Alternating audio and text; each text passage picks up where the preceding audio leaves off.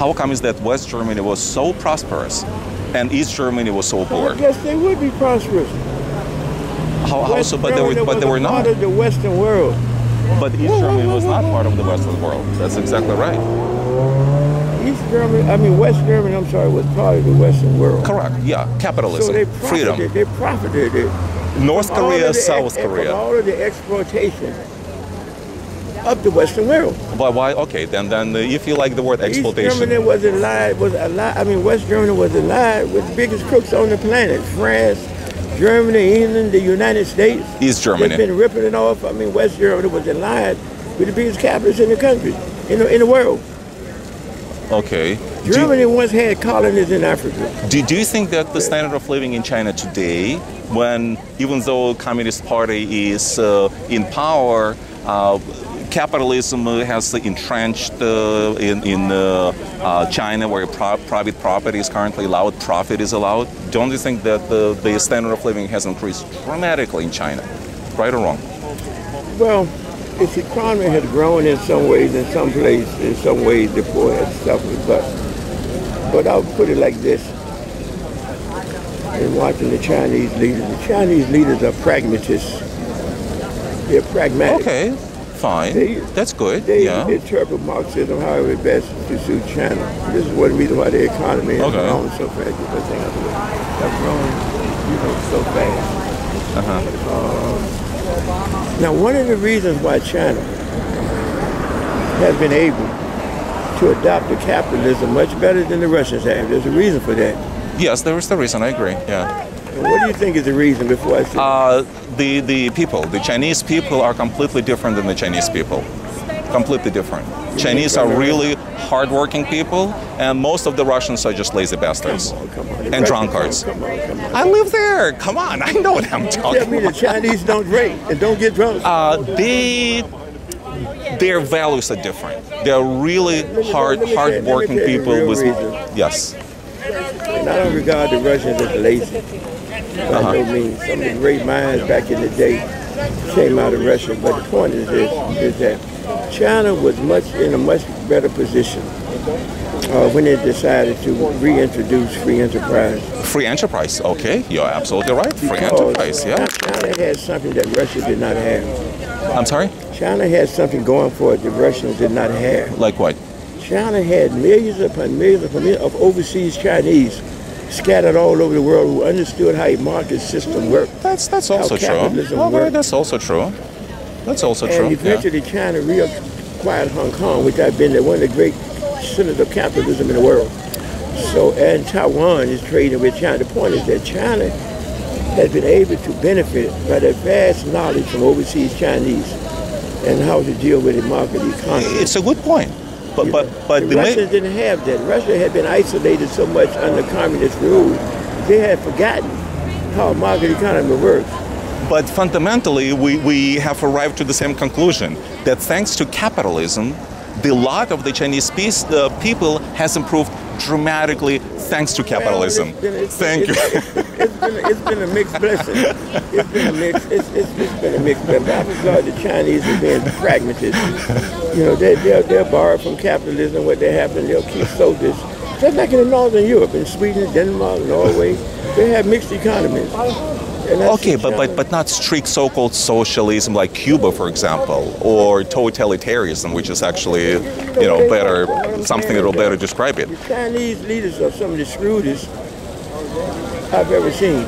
I'm sorry, they're shrewdest? Some of the shrewdest, some of the smartest I've ever seen. Mm-hmm. Well, it wasn't always like the case, because Mao Zedong, Cultural Revolution, he murdered the largest number of people in a shorter period of time.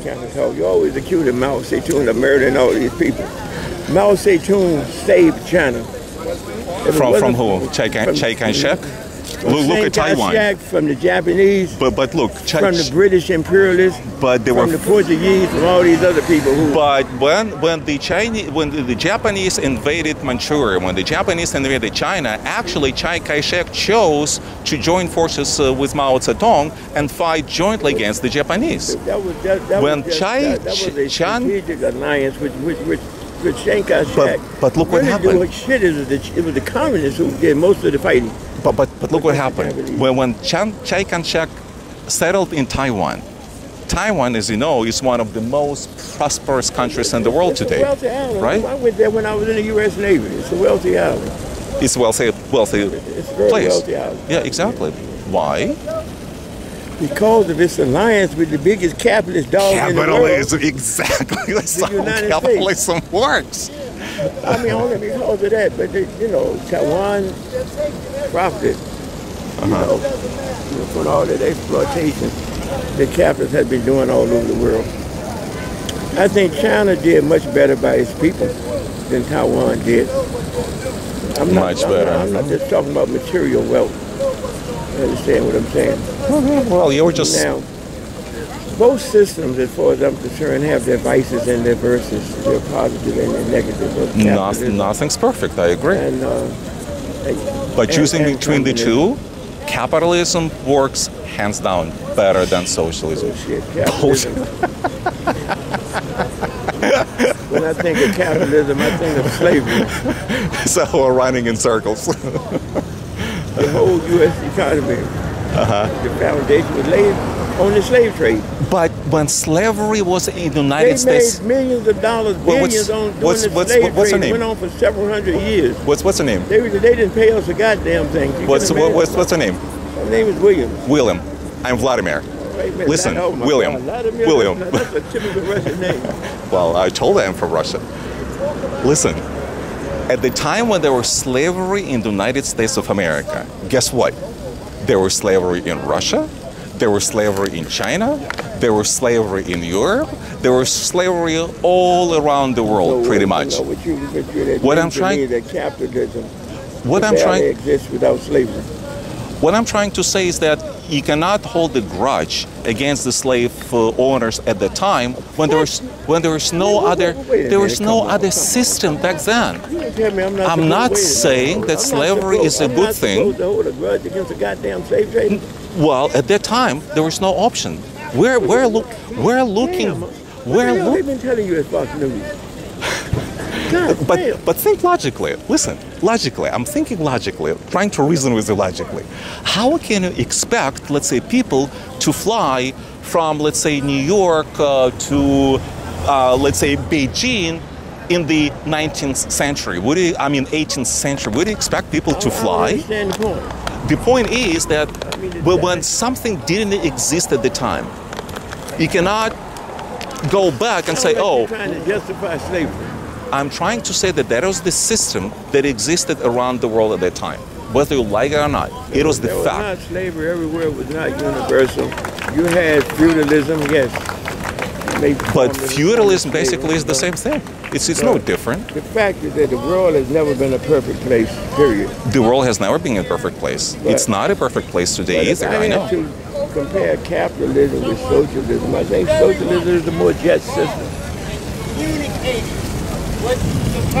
So you still stick to socialism? I think it's a more just system. I think, there are good aspects about both. You know what I mean?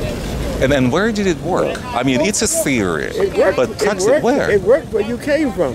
In the USSR? Yes. So you want me to tell? You're bad-mouthing the USSR. Okay. Because you're in the United States, and the best way to get over in the United States is to be anti-communist.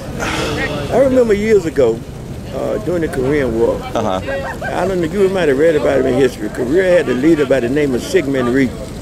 Never heard of that, okay. He was one of the first presidents of Korea at that time after World War II.